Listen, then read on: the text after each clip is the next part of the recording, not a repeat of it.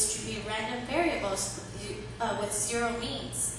And what this equation means is that, okay, you see here 1, sorry, it's a little bit off. 1 means yes to the price, to the WTP question, right? So those who answers yes, they're willing to pay. So their income will be reduced by the offer or the price, right? So y minus a. So the utility of those who are willing to pay should be equal to or greater than the, sorry, it's off. Should be equal to or greater than the utility of those who are not willing to pay. So their income was not reduced. You can look at the slide on the sheet, so it's clear. The utility of those who are willing to pay should be equal to or greater than the utility of those who are not willing to pay. Okay. As for the second equation, delta V, okay, the symbols are the same. Delta means difference, right? So this is an equation for difference in utility. So the utility for those who are willing to pay minus the utility of those who are not willing to pay. So this is very simple. Okay, they use logic model because they believe that it's relatively simple to compute. And PI is the probability that the individual will accept an offer. And this is the cumulative distribution function of a standard logistic variate. And these are coefficients to be estimated. So basically this model calculates the probability that someone will accept a price. Okay, here are the procedures for statistical analysis. First, they have to use maximum likelihood method to estimate the linear logic model. Then they can calculate the expected value of WTP. And I will show you the equation in the next slide. So this is equation for expected value of WTP. And alpha star is adjusted intercept, which was added by socioeconomic term. So this equation calculates the expected value of WTP. This can be calculated by numerical integration and ranging from 0 to maximum bid. Okay, here's a table from the results, and these are results for Pukhansan National Park.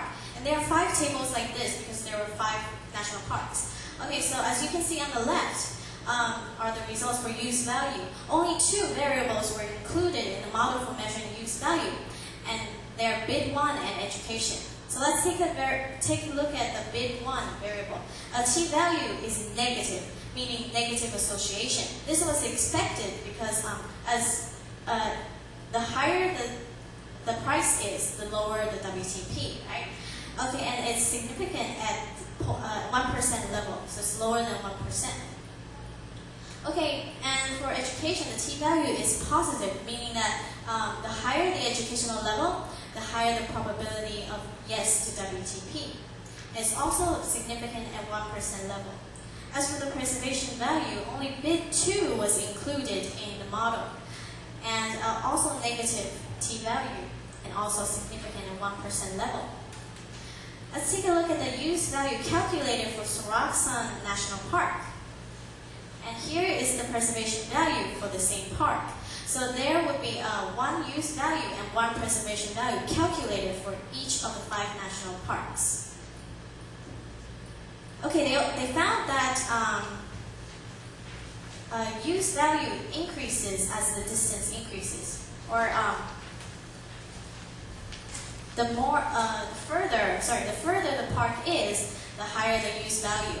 And the closer the park is, the higher the preservation value. So they're opposite to each other. And I think that the reason why use value increases as the distance increases is because that tourists might tend to consider transportation time and money when they state their use value. And they think that if the park is closer to the city or closer to the tourists, they tend to have a sense of responsibility to conserve these natural resources so that it might be able to improve the city's environment, so they have a higher preservation value. Okay, so the findings indicate that the use value of each national park is far greater than the current admission fee, and even greater than the management costs I mentioned in the beginning. Okay, so this justifies an increase in admission fees to maintain the quality of natural environment. Also, because resources from the national parks are found to provide considerable use and preservation value for citizens, this provides justifications for the government to continue to provide money for park management in order to maintain citizens' welfare. Here's my personal reflection. I think that 5 national parks were thoughtfully selected, each representing a different recreational resource. And the reasons for applying CBM were clearly explained, as I listed on slide 14. However, the disadvantages of using the dichotomous choice approach were not included, because usually in past literature, the researchers would include both the advantages and disadvantages and explain how they have controlled the limitations or how they have reduced them into a minimum. But they did not do that in this research. And also, I think strategic bias may be generated, especially since that they use tax as a payment vehicle. And strategic bias occurs when respondents are not willing to state their true value because they fear that they would actually be charged afterwards. So they might say, oh, I want to pay 0 money because I don't want to be taxed.